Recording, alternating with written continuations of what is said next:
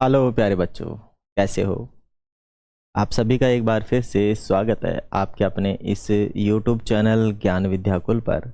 प्यारे बच्चों, आज के इस वीडियो लेक्चर में हम चैप्टर नंबर 7 न्यू एनसीईआरटी 2025 मतलब 2026 में लागू होगी वो पढ़ने जा रहे हैं। मैं पहले ही बना दे रहा हूँ क्योंकि किताबें मार्केट में आ चुकी हैं, मुझे भी मिल गई थी, तो मैंने सोचा कि पहले ही बच्चों की हेल्प कर दी जाए जिससे कि प्रॉब्लम नहीं हो। पहली बार यदि आप लोग हमसे जुड़े हैं तो चैनल को लाइक कर दें, शेयर कर दें, सब्सक्राइब कर दें। आप लोगों को यहाँ हमारे इस चैनल पर वीडियो मिलेंगे सोशल साइंस, मैथ और साइंस के, ठीक है। और इंग्लिश ग्रामर की भी पूरी यहाँ पे अवेलेबल करवा दी जाएगी, अभी नहीं है, जल्द ही इंग्लिश ग्रामर भी आपको पूरी अवेलेबल करवाई जाएगी। चलिए करते हैं स्टार्ट। चैप्टर है प्रकृति में ऊष्मा का स्थानांतरण। प्रकृति का मतलब है जिस एनवायरनमेंट, जिस वातावरण में हम रह रहे हैं वो वातावरण, और ऊष्मा का मतलब है गर्मी। ऊष्मा का मतलब है गर्मी का स्थानांतरण, मतलब गर्मी का स्थानांतरण एक जगह से दूसरी जगह पर किस रूप में होता है, क्या क्या इसकी विधियां हैं, वो आज के इस वीडियो लेक्चर में हम जानने वाले हैं। ठीक है, सूर्य से पृथ्वी पर गर्मी कैसे आती है? क्या बीच में कोई ऐसा आदमी लगा हुआ है जो गर्मी को नीचे फेंक रहा है, या कोई ऐसा वातावरण है, या कोई ऐसा बीच में मीडियम है जो गर्मी को नीचे फेंकता है? ठीक है ना, तो कोई तो है। आइए पूरा देखते हैं और चर्चा करते हैं इस चैप्टर में। पेमा और उसका भाई पालदेव देन। पेमा है, एक लड़की है पेमा, और उसका भाई है पालदेन। गंगटोक में रहते हैं, गंगटोक के अंदर रहते हैं। गंगटोक शायद मेरे हिसाब से ये मेघालय में होना चाहिए। गंगटोक। सर्दी की एक ठंड शाम को वे आग जलाकर उनके पास बैठे हैं। सर्दियां हैं तो आग जला के बैठना ही पड़ेगा, नहीं तो भाई साहब सर्दी में ठिठुरन हो जाएगी, हालत खराब हो जाएगी, हालत पतली हो जाएगी, है ना। पालदेन शीतकालीन अवकाश में केरल घूमने के अपने अनुभव साझा करता है। वह बताता है कि सर्दियों के मौसम में गंगटोक की तुलना में केरल में अत्यंत उष्ण आर्द्र आर्द्र है, मतलब आर्द्रता रहती है, उष्ण थोड़ी गर्मी रहती है। पेमा और पालदेन दोनों यह जानने के लिए उत्सुक है कि कुछ स्थानों पर तो ठंडे और कुछ स्थानों पर गर्म क्यों होते हैं। भाई मेघालय के अंदर तो इतनी ठंड क्यों है, मिजोरम में इतनी ठंड क्यों है, या फिर हिमालय में इतनी ठंड क्यों है, जम्मू कश्मीर में इतनी ठंड क्यों है, और ये राजस्थान हुआ, और ये दक्षिण भारत के जो भी राज्य वहां पे गर्मी क्यों है, मतलब केरल में गर्मी क्यों है। तो चलिए करते हैं, इसको सीखेंगे, जानेंगे।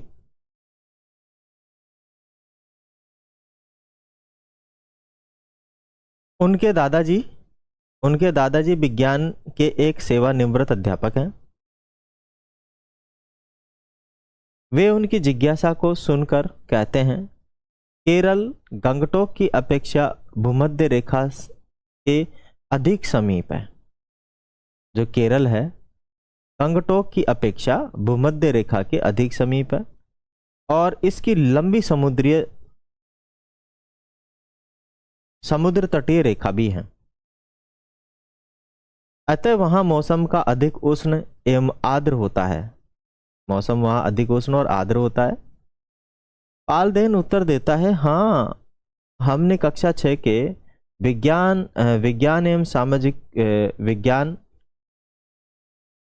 में सीखा है कि हमारे लिए धरती पर सूर्य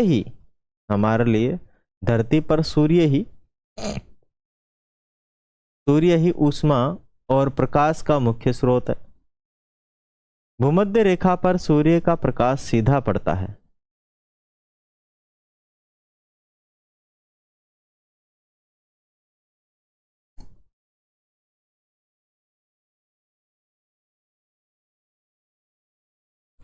चलिए ठीक है ना, आगे चलते हैं। आगे अपने पास है, वार्तालाप के समय मानी बात करते समय पेमा अत्यंत ध्यानपूर्वक अपनी दादी माँ को एक धातु के बड़े पात्र सिक्किम का एक पारंपरिक व्यंजन जिसे हम थुक्पा कहते हैं, थुक्पा बनाते हुए देख रही है।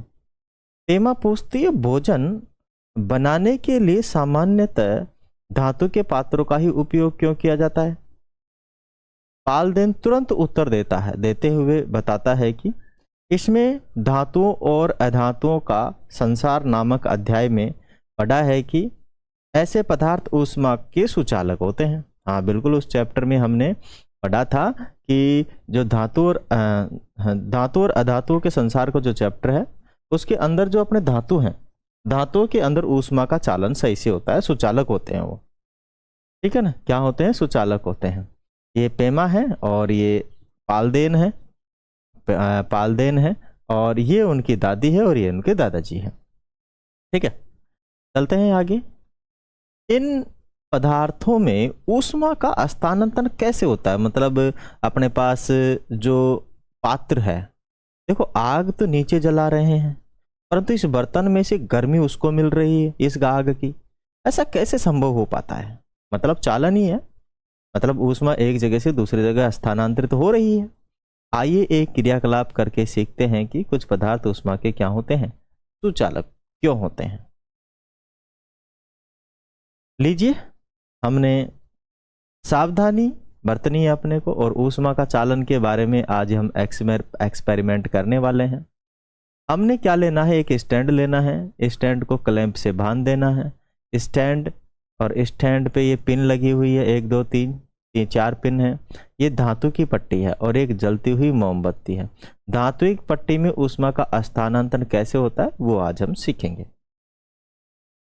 क्रियाकलाप शिक्षक और या किसी वयस्क के निरीक्षण में ही किया जाना चाहिए। 15 सेंटीमीटर लंबी एल्यूमिनियम या लोहे की पट्टी लीजिए, मतलब आप लोहे की ले सकते हैं, एल्यूमिनियम की न ले, लोहे की ले। 4 पिनों को मोम की सहायता से इस पट्टी पर लगभग 2 सेंटीमीटर की दूरी पर चिपका दीजिए। सामान्य हर 2 सेंटीमीटर पर एक मोम की सहायता से यहाँ पे क्या चिपकी हुई है? पिन चिपकी हुई है ना, 4 पिन चिपकी हुई है, मोम की सहायता से चिपकी हुई है। पट्टी को सुरक्षा पूर्वक स्टैंड पर लगाएं एवं पिनों 1 2 3 4 को नामांकित कर दें, 1 2 3 4 कर दें या नाम लिख दें ABCD, और प्रदर्शित किया जाए इसके नामों से, ठीक है। और यदि स्टैंड उपलब्ध न हो तो पट्टी के एक छोर को 2 ईंटों के मध्य भी रख सकते हैं, ठीक है ना। लैंप पट्टी के अंतिम छोर को स्टैंड से दूर मोमबत्ती या स्पिरिट लैंप से गर्म करें। देखो यहाँ पे ये लगी हुई है मोमबत्तियां, है ना, मोम से चिपकी हुई है, ये लगी हुई है पत्तियां, पिन लगी हुई है, और यहां से गर्म करना है आपको। यहां से क्या करना है? आपको गर्म करना है। पिनों का क्या होगा? क्या वे पट्टी से जुड़ी रहेंगी या नीचे गिरेगी? देखो मोम का एक गुण है कि जैसे उनको गर्म किया जाता है मोम पिघल जाता है, और जब मोम पिघलेगा तो मुझे बताओ, यहाँ अगर हम किसी चीज को गर्म कर रहे हैं तो धीरे धीरे चालन करके मानी यहाँ से ऊष्मा यहाँ स्थानांतरित होगी, ये गर्म होगा सबसे पहले, तो ये पिन नीचे गिरेगी, फिर धीरे धीरे ऊष्मा स्थानांतरित यहाँ तक पहुंचेगी, ये गिरेगी, यहाँ तक पहुंचेगी, ये गिरेगी, यहाँ तक पहुंचेगी, ये गिरेगी, और लंबे समय तक अगर हम इसको लगाए रखेंगे तो इसमें से ऊष्मा स्थानांतरित होती रहेगी। अब यहाँ पर पिनों को गिरना यह बताता है कि ऊष्मा एक जगह से दूसरी जगह तक क्या हो रही है? स्थानांतरित हो रही है, ठीक है। आइए करते हैं, समझते हैं। आपने अवलोकन किया कि मोमबत्ती की लो के निकट वाली पिन सर्वप्रथम गिरेगी। हाँ, मैंने आपको बताया। इसके बाद 2 नंबर की, इसके बाद 3 नंबर की, इसके बाद 4 नंबर की। क्यों गिरती है? सभी पिन एक साथ क्यों नहीं गिरती है? अपने पास काफी सवाल होंगे, एक साथ क्यों नहीं गिरती है। दूसरी बात, लास्ट की पिन 4 नंबर की एक पहले क्यों नहीं गिरी, ये भी सवाल है। आप अपने अवलोकनों से क्या निष्कर्ष निकाल सकते हैं? क्या आपको लगता है कि धातु की पट्टी में ऊष्मा का स्थानांतरण उस सिरे से हो रहा है जहां धातु की पट्टी को गर्म किया जा रहा है?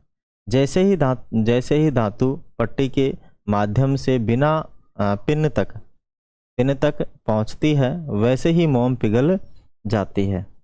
इससे जुड़ी हुई पिन नीचे गिर जाती है। यहाँ ऊष्मा का स्थानांतरण पट्टी के गर्म छोर से ठंडे छोर की ओर होता है।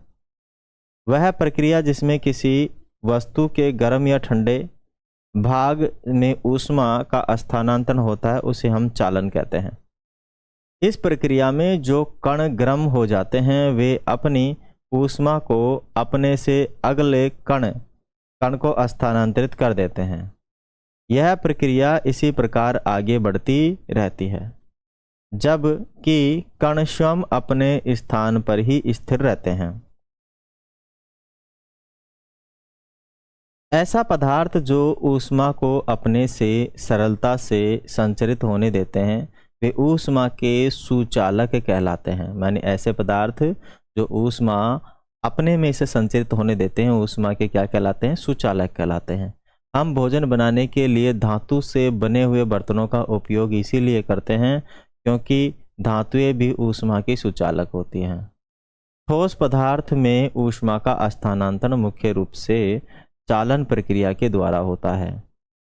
यदि हम धातु की पट्टी के स्थान पर लकड़ी अथवा कांच जैसे पदार्थों से बनी पट्टी का उपयोग करते हैं तो प्रक्रिया 7.1 में पिन के नीचे नहीं गिरेगी। जो पिन है नीचे नहीं गिरेगी। क्या आप धातु और अधातु का संसार नामक अध्याय के आधार पर प्राप्त जानकारी या इसका कारण सोच सकते हैं? सोचो, बताओ। कांच और लकड़ी जैसे पदार्थ ऊष्मा को अपने अंदर सरलता से संचरित नहीं होने देते हैं। वे ऊष्मा के कुचालक होते हैं, यानी ऊष्मा उनमें से नहीं बह सकती। मृदा और चीनी मिट्टी पोर्सिलेन भी ऊष्मा के कुचालक ही हैं। इसीलिए ऐसे लैंपों में रखी हुई चाय और कॉफी अधिक समय तक गर्म बनी रहती है। मृदा भी ऊष्मा की कुचालक ही है लेकिन गर्म हो जाती है अगर उसे हम गर्म करें तो, ठीक है ना, हो जाती है, लेकिन एक जगह से दूसरी जगह तक ऊष्मा को नहीं भेजती। अपने आसपास की कुछ वस्तुओं की सूची बनाएं और उन्हें तालिका में ऊष्मा के सुचालक और कुचालक में वर्गीकृत कीजिए। तो अपने पास आ गया, देखो स्टील है सुचालक है, लकड़ी है कुचालक है, ठीक है। लकड़ी क्या है? कुचालक है। लकड़ी क्या है आपकी? कुचालक। ओके, लकड़ी आपकी कुचालक है। लकड़ी आपकी कुचालक है। और भी ले सकते हैं हम, है ना। क्या आपकी सूची में वायु सम्मिलित है? अगर यदि यह सूची में है तो इसे कहाँ रखा जाना चाहिए? सुचालक में रखा जाना चाहिए या कुचालक में रखा जाना चाहिए? आप ये हमें बताएंगे। आपने अनुभव किया होगा कि हम सर्दियों में स्वयं को गर्म रखने के लिए ऊनी कपड़े पहनना अधिक पसंद करते हैं। ऊनी कपड़े वायु को अपने अंदर छिद्रों में फंसा लेती हैं। वायु ऊष्मा की कुचालक होती हैं, अतः यह हमारे शरीर से प्रवेश की और ऊष्मा के प्रवाह को कम कर देती हैं। इसके परिणाम स्वरूप हमें गर्मी का अनुभव होता है। इसी प्रकार से कपड़ों की परतों के बीच में उपस्थित वायु ऊष्मा की कुचालक का कार्य करती है, हमें गर्म रखती है। अतः हम एक मोटे कंबल के स्थान पर 2 पतले कंबलों को लेना अधिक पसंद करते हैं। लेना क्या करते हैं? अधिक पसंद करते हैं। क्या ऐसे घरों का निर्माण करना संभव है जो हमारी बाहरी और सर्दी से अधिक प्रभावित न हो? बहुत गर्म अथवा ठंडे जलवायु वाले स्थानों में बनाए गए घर प्राय उन्हें ठंडा या गर्म रखने के लिए ऊष्मा के स्थानांतरण की अवधारणा की पुष्टि करते हैं। रोचक तथ्य क्या हैं, जरा आइए जानते हैं। देखिए, अगर हम एक कपड़ा पहनने के बजाय, एक मोटा कपड़ा पहनने के बजाय 2 पतले पतले कपड़े पहनते हैं तो उसमें ज़्यादा सर्दी रुक जाती है, मतलब उसमें गर्मी ज़्यादा बनती है ना, ठंड नहीं लगती है। अगर हम एक मोटा पहन ले तब भी हमें ठंड लगेगी। सर्दियों के दिनों में हिमालय के ऊपरी क्षेत्रों जैसे उत्तराखंड हो गया, के उत्तरकाशी में स्थित मौरी विकास खंड में अत्यधिक ठंड पड़ती है। वहाँ भारी मात्रा में हिमपात मानी बर्फ गिरती है। इन क्षेत्रों में प्राय घरों का निर्माण करते समय इनमें गर्म रखने के लिए लकड़ी की दो परतों के बीच में गोबर अथवा मृदा के घोल का प्रयोग किया जाता है। लकड़ी व मृदा ऊष्मा के कुचालक होने के कारण ऊष्मा की हानि को रोकते हैं और घरों को गर्म रखने में सहायक होते हैं। इसी प्रकार घरों की बाहरी दीवार खोखली ईंटों से बनाई जाती है, क्योंकि खोखली ईंटों में उपस्थित वायु ऊष्मा की कुचालक होती है, जो घरों को सर्दियों में गर्म और गर्मियों में ठंडा रखती है। धुआं ऊपर क्यों उठती है? पेमा समीप में जलती हुई लकड़ियों से ऊपर उठते हुए धुएं की ओर पालदेन का ध्यान आकर्षित करती है। देखो, ऊपर हमने पढ़ा है ऊष्मा के अंदर जो चैप्टर था, ये यहाँ पे था ऊष्मा का चालन। मतलब अगर हम किसी पदार्थ के अंदर किसी पदार्थ को गर्म करते हैं और वो एक जगह से दूसरी जगह तक गर्म हो जाता है, तो इसे कहा जाता है ऊष्मा का चालन। क्या कहते हैं इसे? ऊष्मा का चालन। अब आगे आ गया संवहन। आगे क्या आ गया है? संवहन। संवहन का मतलब भी बहना ही होता है। अब जरा देखो, मानी धुआं ऊपर क्यों उठता है, आइए इसे समझने के लिए क्रियाकलाप करते हैं और संवहन के बारे में थोड़ा पता करते हैं। ठीक है, यहाँ पे अपने पास देखो एक लकड़ी ली है, बीच में ये रख दिया है और दो वेट इसके लटका दिए हैं, माने कागज के कप हैं, इधर भी ये लटके हुए हैं। समान आकार के कागज के दो कप लीजिए और उन्हें समान लंबाई के दो धागों की सहायता से लकड़ी की छड़ के अंतिम छोर पर लटकाइए, जैसा कि चित्र में दर्शाया गया है। ठीक है, उस पर आप बांध दीजिए। अब कपों की स्थिति को इस प्रकार समायोजित कीजिए कि छड़ी क्षैतिज रहे। छड़ी क्या रहे? क्षैतिज रहे। एक कप के नीचे जलती हुई मोमबत्ती रखिए। एक कप के नीचे क्या रख दीजिए? जलती हुई मोमबत्ती रख दीजिए कि ये जलती हुई मोमबत्ती वो रख दीजिए। अवलोकन कीजिए कि साथ क्या हुआ, इसके साथ क्या हुआ। आपने अवलोकन को तालिका के अंदर क्या करना है? लिखना है। अब देखिए, जिधर मोमबत्ती है जल रही है, उधर वो क्या हो जाती है? ऊपर उठ जाती है। ठीक है, क्यों? कि गर्म हवा ऊपर उठती है। गर्म हवा कहाँ उठती है? ऊपर, और ठंडी हवा नीचे बैठती है। ठीक है ना? तो यही यहाँ पर ऐसा हुआ है। अब जरा इधर देखिए कि आपने परीक्षण में आप परीक्षण में पाते हैं कि जिस कप के नीचे मोमबत्ती रखी थी वह ऊपर उठ जाता है। ऐसा क्यों होता है? मोमबत्ती की लो के आसपास की हवा गर्म हो जाती है। जैसे ही कप के अंदर की हवा गर्म हो जाती है, वह फैल जाती है और अधिक स्थान घेरती है। परिणाम स्वरूप यह हल्की हो जाती है और ऊपर उठती है, यानी गर्म हवा ऊपर की ओर उठ जाती है। आप वायु के गर्म होने पर उसके फैलाव का अनुभव आंशिक रूप से, मानी कुछ रूप से, फूले हुए गुब्बारे को धूप में रखकर भी कर सकते हैं। गुब्बारे में भरी वायु गर्म होने के बाद फैलती है और गुब्बारा बड़ा हो जाता है। आपने अवश्य देखा होगा कि अगरबत्ती जलने पर उसका धुआं ऊपर उठता है। धुआं गर्म गैसों या सूक्ष्म ठोस कणों का मिश्रण होता है, जो किसी पदार्थ को जलाने पर निकलता है। जैसे ही यह आसपास की वायु से अधिक गर्म होता है, वैसे ही धुआं ऊपर उठने लगती है। आइए निम्नलिखित क्रियाकलाप करके पता लगाएं कि द्रवों में ऊष्मा का स्थानांतरण कैसे होता है। द्रव में ऊष्मा का स्थानांतरण किसी प्रकार होता है। क्या द्रव भी गर्म करने पर हवा के समान ऊपर उठते हैं? आइए इसके बारे में थोड़ी सी चर्चा करेंगे और क्रियाकलाप करेंगे। सावधानी बरतनी है कि क्रियाकलाप शिक्षक अथवा किसी वयस्क की उपस्थिति में ही किया जाना चाहिए। जल से आधा भरा हुआ 500 ml का एक बीकर लेना है आपको। एक नली की सहायता से पोटेशियम परमैंगनेट का एक बीकर की तली के मध्य में रखिए। ठीक है, तली के मध्य में क्या करना है, रखना पोटेशियम परमैंगनेट।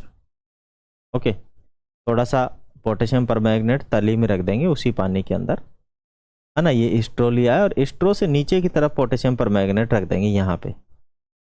ठीक है, जब इसे गर्म किया जाएगा तो पोटेशियम परमैंगनेट ऊपर उठेगा, माने इसमें से जो पदार्थ है ऊपर की तरफ उठेगा। आइए चलते हैं। एक मोमबत्ती को बीकर के नीचे ठीक मध्य में तली में रखिए। जल में रंगीन धारी की चाल का परीक्षण कीजिए।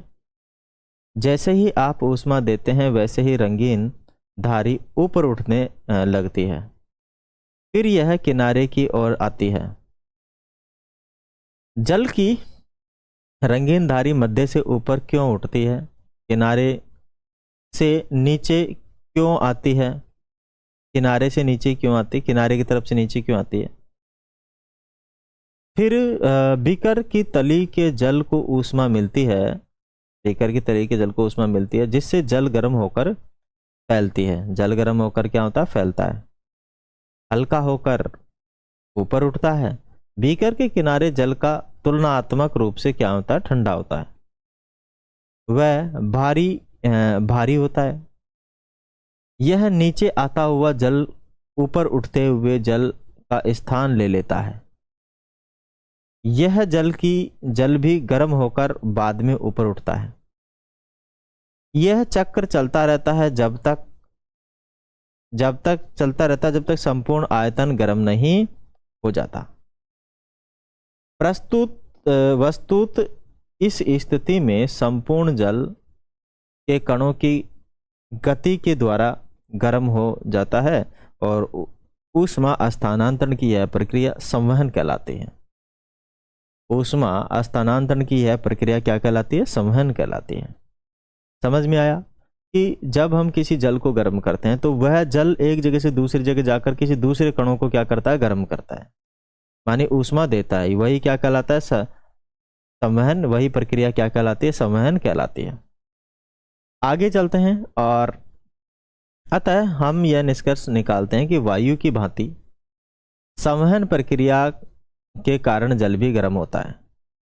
यह द्रव गैस कणों के एक स्थान से दूसरे स्थान पर वास्तविक गमन का मतलब होता है चलना के कारण ऊष्मा स्थानांतरित होती है। मानी एक स्थान से दूसरे स्थान पर चलने से, गमन मानी जाना ही होता है, चलना भी चालन ही होता है। अब आ गया समुद्र स्थल समीर और समुद्र समीर।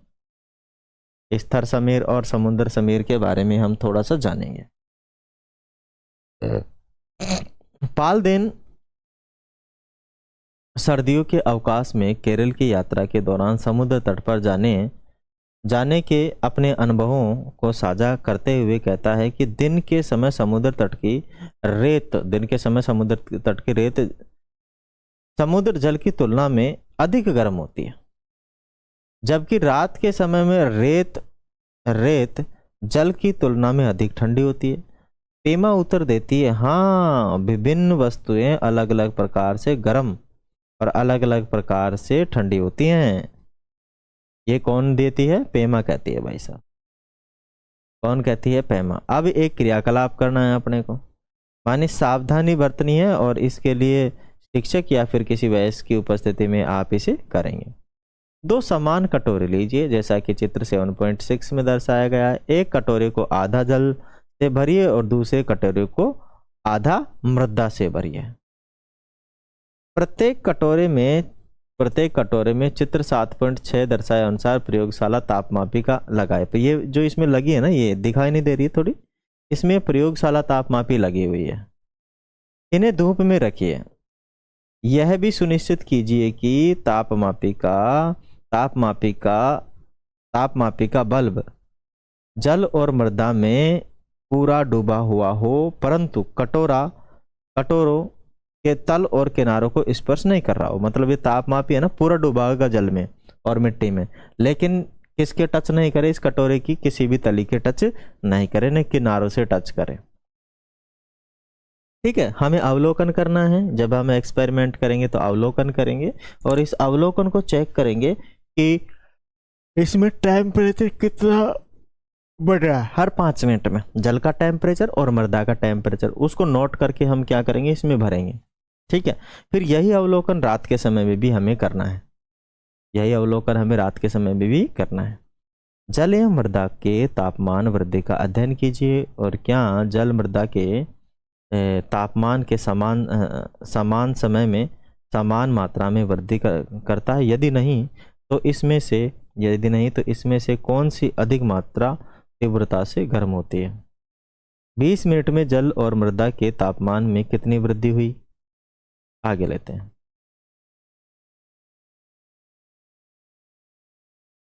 निम्न 20 मिनट आप पाएंगे कि मृदा का तापमान जल की तुलना में अधिक बढ़ता है। यह इंगित करता है कि जल की तुलना में शीघ्रता से गर्मी होती है। क्या मृदा जल की तुलना में शीघ्र ठंडी होती है?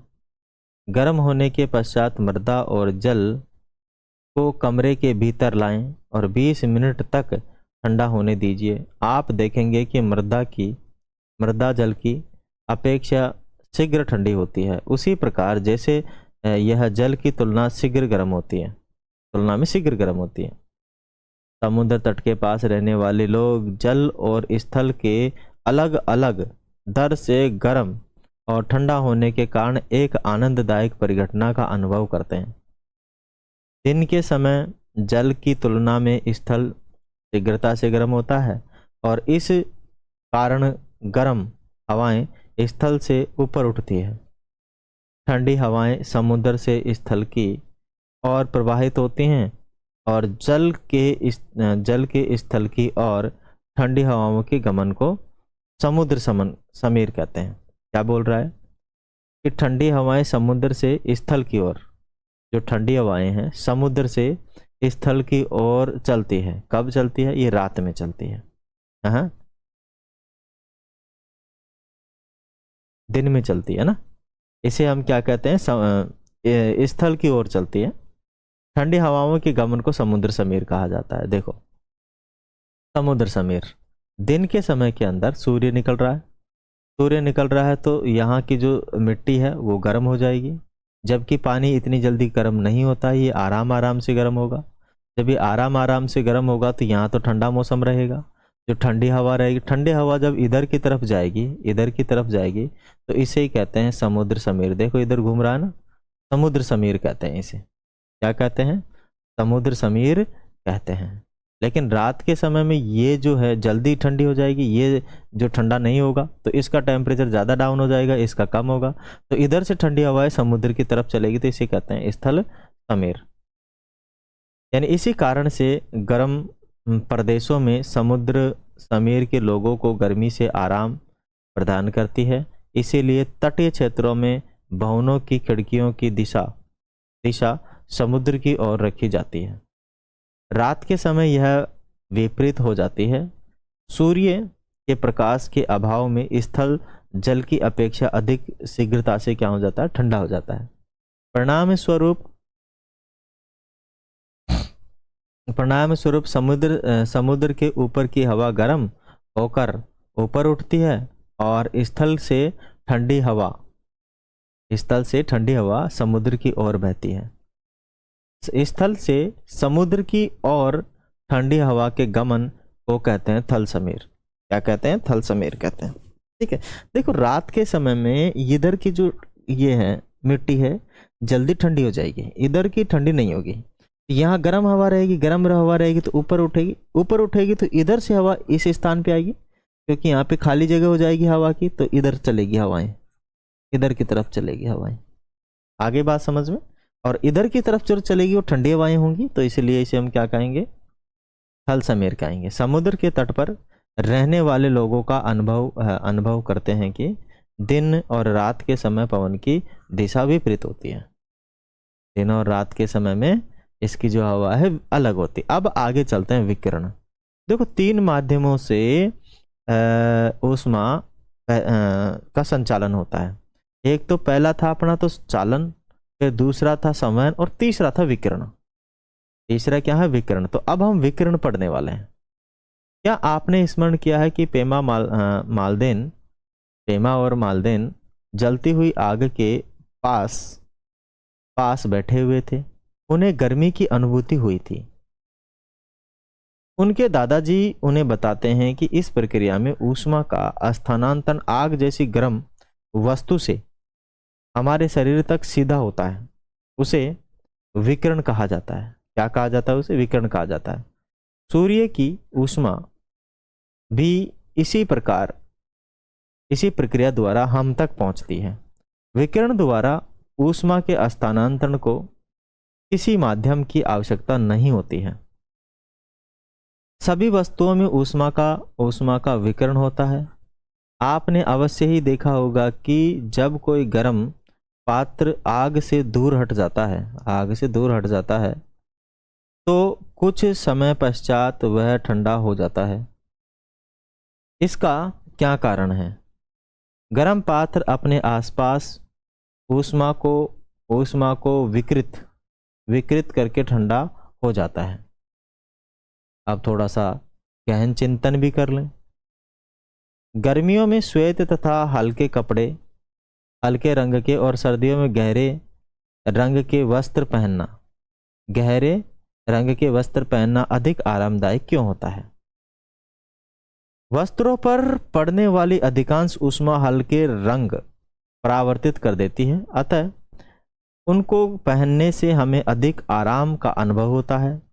इसीलिए दूसरी और गहरे रंग की सतह अधिकांश ऊष्मा को अवशोषित करती है।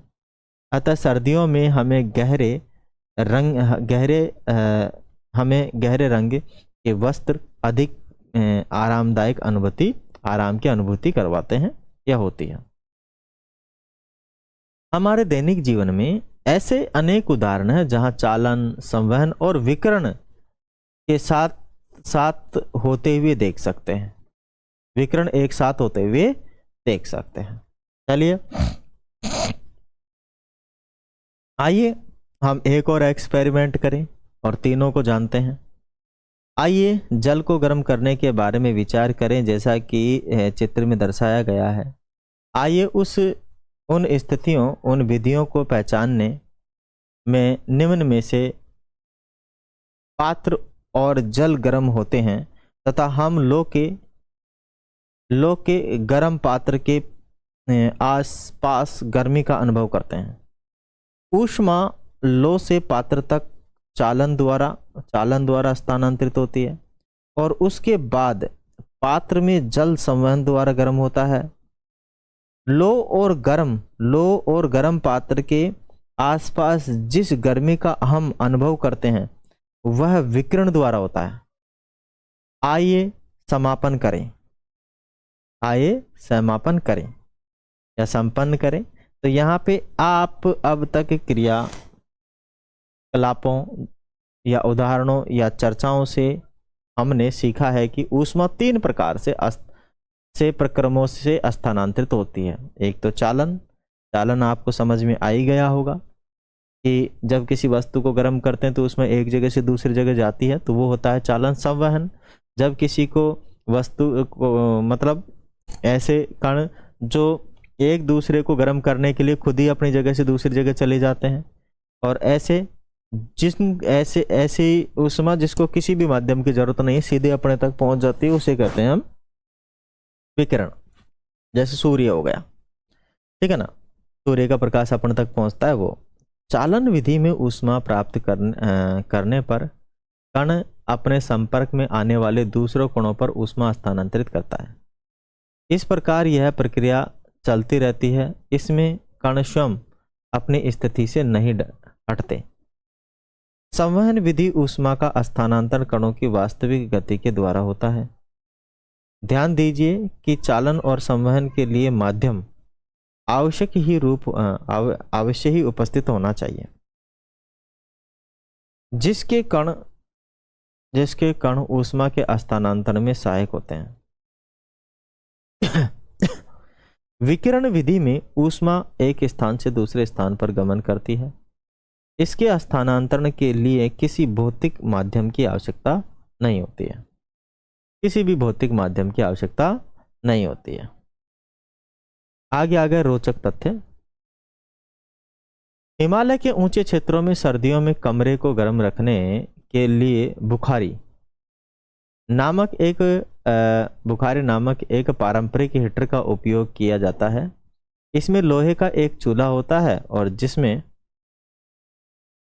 लकड़ी या कोयला लगाया जाता है। हीटर के ऊपरी भाग में एक लंबी नली जुड़ी होती है जो चिमनी का कार्य करती है, जिससे धुआं बाहर निकलता है। साथ ही बुखारी का उपयोग खाना पकाने के लिए भी किया जा सकता है, क्योंकि इसकी ऊपरी समतल सतह पात्रों को रखने के लिए उपयोग की जा सकती है। बुखारी द्वारा खाना पकाने और कमरे को गर्म करने में ऊष्मा स्थानांतरण के सभी तीनों प्रक्रम सम्मिलित हैं। तीनों के तीनों जो प्रक्रम है सम्मिलित है। ये ऐसे आप लोगों को बुखारी देखी होगी, यहाँ चीज़ें गर्म भी हो जाती हैं और कमरा भी गर्म हो जाता है, सब काम हो जाता है, इसे बुखारी कहा जाता है। आगे चलिए, आपने कक्षा 6 की विज्ञान की पाठ्यपुस्तक जिज्ञासा में सीखा है कि पृथ्वी पर ऊष्मा का मुख्य स्रोत सूर्य है। आपने घर पर अपने माता पिता को रस्सी पर कपड़े सुखाते हुए देखा है।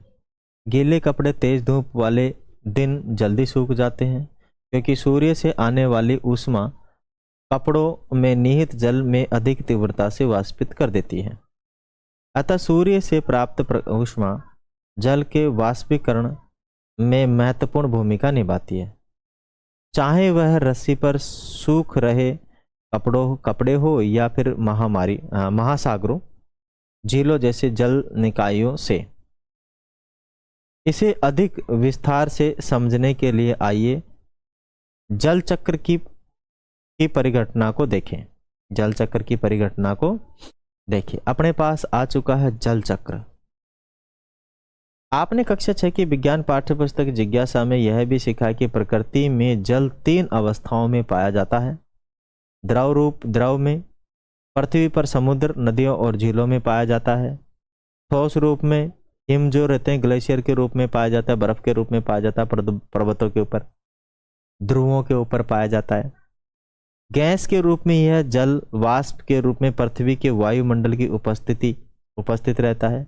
ग्रीष्म काल में हिम माने बर्फ की कुछ मात्रा सूर्य के विकिरण द्वारा जल में रूपांतरित होकर नदियों के रूप में बहती है, अतः महासागर में मिल जाती है। पिघली हुई हिम शीतकाल के दौरान हिमपात से पुनः जम जाती है। हिमपात से पुनः क्या हो जाती है? जम जाती है। मतलब समझिए कि बारिश बरसेगी, यहाँ बारिश होगी, ये बारिश ठंड के मौसम में यहाँ जम जाएगी पहाड़ों पर। जब ये जम जाएगी, सर्दियों के अंदर जम जाएगी तो फिर गर्मी आएगी, गर्मियों में ये क्या हो जाएगी? वापस यहाँ आ जाएगी। फिर ये जो पानी इधर उधर भरा है ये वापस गर्म होगा, वाष्प से तो होगा, कहाँ चला जाएगा? वाष्पन होके बादल बन जाएंगे और फिर ये बरसेगा। ये जल चलता रहेगा, ये जल चक्र है, चलता रहेगा। समुद्रों, नदियों, झीलों में जल सूर्य की ऊष्मा के कारण गर्म हो जाता है और यह जल वाष्प के रूप में वाष्पित हो जाता है। पेड़ों और पौधों से भी जल वाष्पोत्सर्जित होता है। जब जल वाष्प ऊपर उठती है तो वह ठंडी हो जाती है और संघनित होकर बादलों का निर्माण करती है। बादलों से जल वर्षा, हिम और ओलों के रूप में पृथ्वी पर आता है और यह प्रक्रिया वर्षण मानी वर्षा कहलाती है।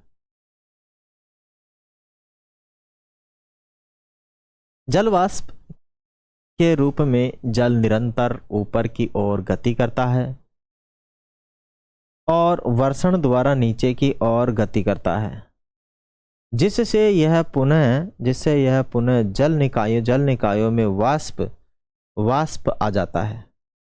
यही जल चक्र कहलाता है।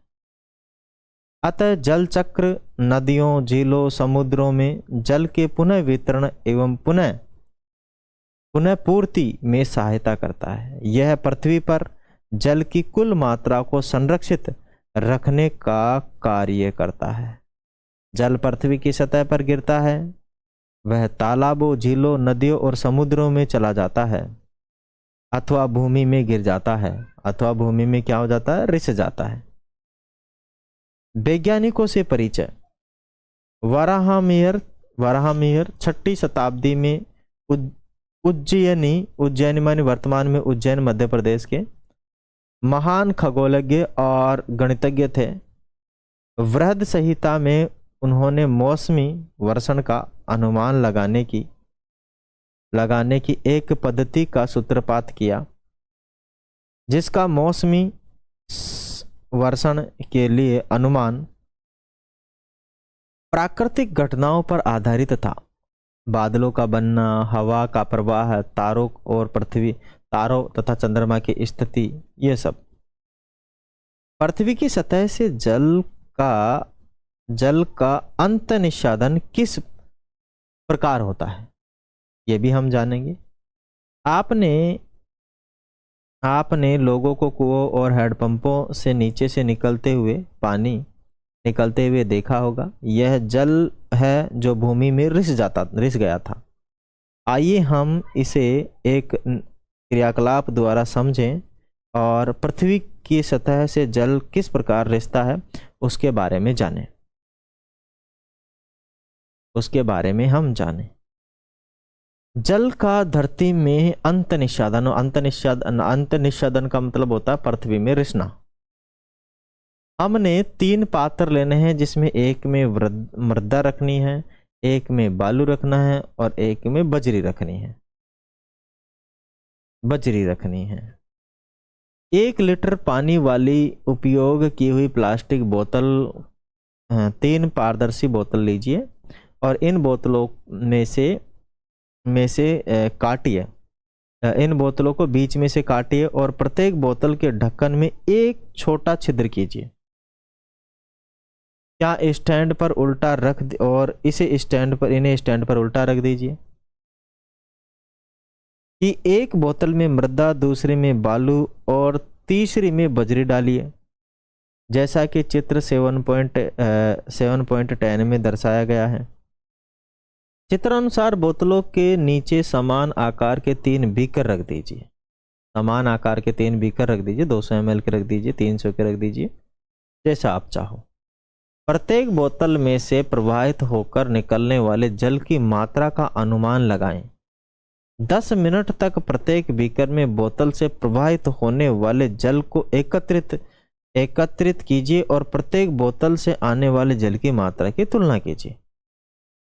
तो बोतल मृदा वाला जो पानी है वो थोड़ा धीमा होगा, धीरे धीरे आएगा। बालू वाला इसे थोड़ा और तेज आएगा और बजरी वाला और इसे तेज आएगा। ठीक है, क्योंकि बालू के मृदा के छोटे छोटे कण होते हैं, बालू के इससे थोड़े मोटे कण होते हैं, और जो बजरी होती है इसके और भी मोटे कण होते हैं, तो इसमें से जल्दी पानी छनकर नीचे आता है।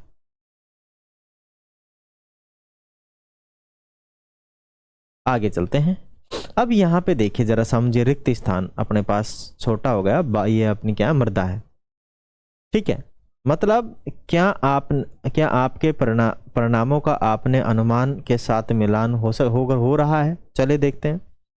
आपने यह अवलोकन किया होगा कि जब बजरी से सबसे तीव्र गति से, बालू से धीमे गति से और मृदा से अत्यंत धीरे रिश्ता है। ऐसा क्यों हो रहा है?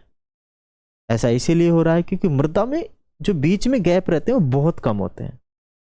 ठीक है, और बालू में थोड़े से ज्यादा गैप हो जाते हैं, और जो बजरी होती है उसमें और भी ज्यादा गैप हो जाता है। तो जिसमें ज्यादा गैप रहेगा उसमें जल्दी पानी छनकर नीचे आएगा। नीचे के स्थान बालू और मृदा के कणों के बीच के स्थानों से अधिक चौड़े होते हैं, और इसीलिए बजरी से जल सरलता से रिस जाता है। इसी प्रकार जल पृथ्वी की सतह के नीचे रिसता है। मृदा और चट्टानों से सतही जल के रिसने की प्रक्रिया निस्यादन कहलाती है। यह मृदा चट्टानों के बीच के स्थान अधिक चौड़े, खुले और परस्पर जुड़े हुए हो तो जल अधिक आसानी से अंत निस्यादन हो सकता है। सतह से नीचे अवसादों के छिद्रों और चट्टानों की दरारों से जो जल रिसता है वह भौम जल मानी भूमि का जल के रूप में संचित हो जाता है। अवसादों और चट्टानों की भूमिगत परतों को छिद्र में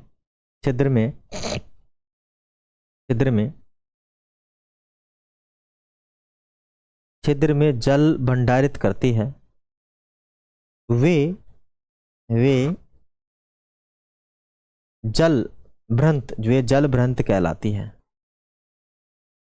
कुएं खोदकर हम इन जल भ्रंतों में से जल प्राप्त करते हैं।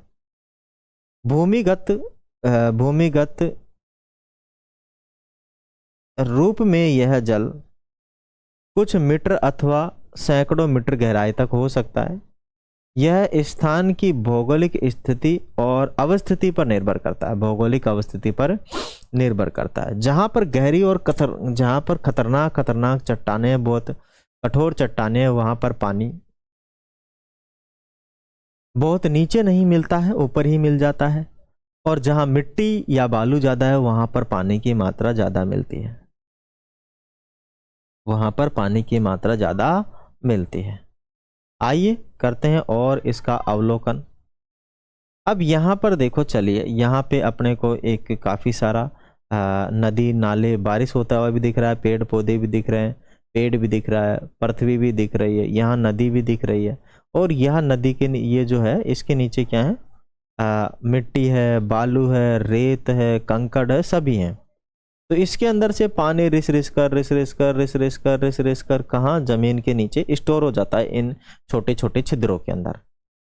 छोटे छोटे छिद्रों में क्या हो जाता है, स्टोर हो जाता है। छोटे छोटे छिद्रों में क्या हो जाता है, स्टोर हो जाता है। अब चलिए इसको और पढ़ते हैं। मानी जल भ्रंत मानी भौम जल असीमित नहीं है, ये कम मात्रा में भी है, ज्यादा मात्रा में। बढ़ती हुई जनसंख्या की बढ़ती जल आवश्यकता के परिणाम स्वरूप भौम जल अत्यधिक निकासी हुई है। इसके साथ ही नगरीय क्षेत्रों में वनस्पति आवरण में कमी और कंक्रीट की सतहों में पृथ्वी ने जल निस्यादन को सीमित कर दिया है।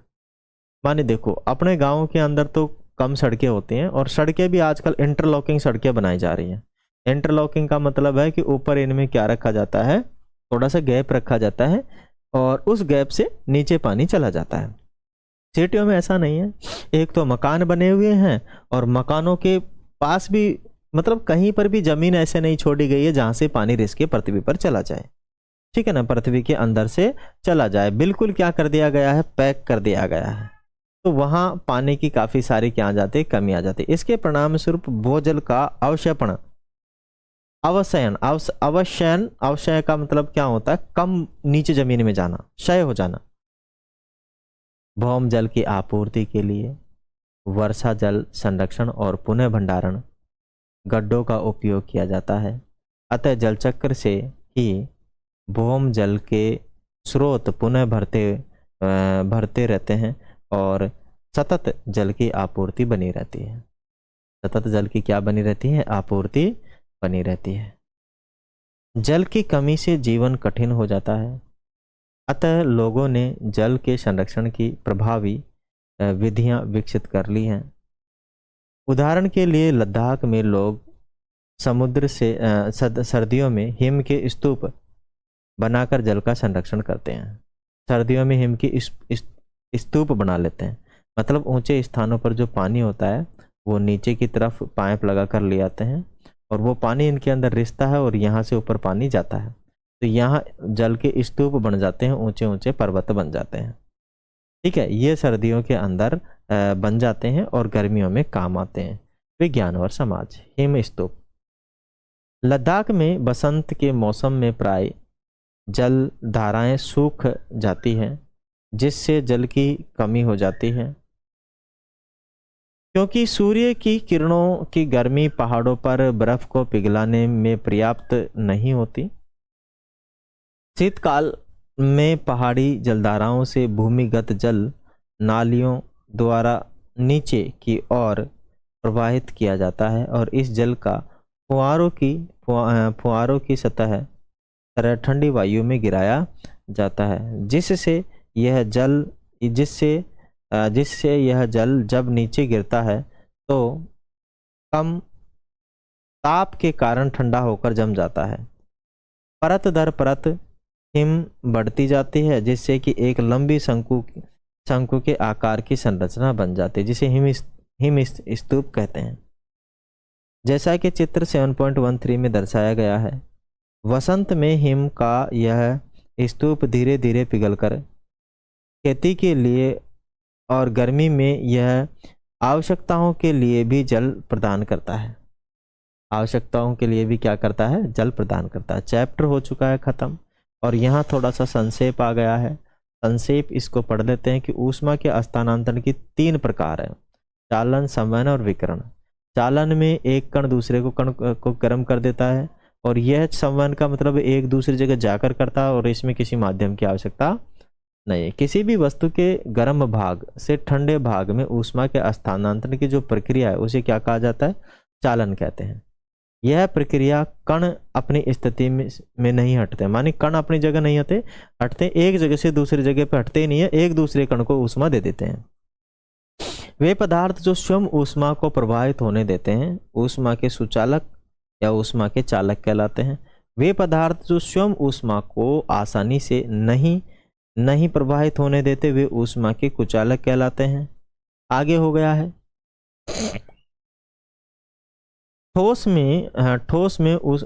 में ऊष्मा मुख्यतः चालन की प्रक्रिया द्वारा स्थानांतरित होती है। द्रव और गैस संवहन की प्रक्रिया द्वारा स्थानांतरित होती है। संवहन में ऊष्मा का स्थानांतरण कणों की वास्तविक गति के कारण होता है। स्थल समीर और समुद्र समीर इसी की प्रक्रिया के फलस्वरूप ही होते हैं। पृथ्वी और सूर्य से ऊष्मा विकिरण के माध्यम से पहुंचती है। सभी वस्तुएं विकिरण की प्रक्रिया द्वारा अपने परिवेश से ऊष्मा विनियमित करती है, मानी एक दूसरी जगह ले जाती हैं। चालन और संवहन की प्रक्रिया के द्वारा ऊष्मा के स्थानांतरण के लिए एक माध्यम आवश्यक है। इनके लिए माध्यम आवश्यक है चालन और संवहन के लिए, परंतु विकिरण के लिए किसी भी माध्यम की आवश्यकता नहीं होती है। घरों और वस्त्रों की अभिकल्पना के समय ऊष्मा के स्थानांतरण के सिद्धांतों का उपयोग किया जाता है। जलवाष्प के रूप में जल का ऊपर की ओर उठना और वर्षा द्वारा जल का नीचे की ओर गिरना, जल निकायों की इसकी वापसी का निरंतर संचार जल चक्र कहलाता है। सतह के जल का मृदा चट्टानों से रिसाव प्रक्रिया अंत निषादन कहलाता है। भौम जल वह जल है जो भूमि के अवसादों और चट्टानों के रिक्त स्थानों में रिसता है, भूमि के नीचे संग्रहित हो जाता है। अवसादों और चट्टानों में भूमिगत परतें जो छिद्रों से संग्रहित होती है या करती है वे जलभ्रंत कहलाती है। क्या कहलाती है? जलभ्रंत कहलाती है। चैप्टर हो चुका है समाप्त प्यारे बच्चों, और मैं आशा करता हूँ आप सभी विद्यार्थियों ने इस चैप्टर को एंजॉय किया होगा। यदि आप लोगों को ये चैप्टर अच्छा लगा, आपने एंजॉय किया, तो भाई हमें लाइक करें, शेयर करें, सब्सक्राइब करें, और आप लोगों से निवेदन है कि हमें फुल सपोर्ट करें। जितना ज़्यादा आप लोग सपोर्ट करोगे हम आप लोगों को उतना ही वीडियो बना के प्रोवाइड करवाते रहेंगे, सेवा देते रहेंगे। चलिए तो प्यारे बच्चों, फिर अगले वीडियो में मिलते हैं। तब तक के लिए ले आप सभी से अलविदा। Thank you, thanks for watching. जय हिंद, वंदे मातरम।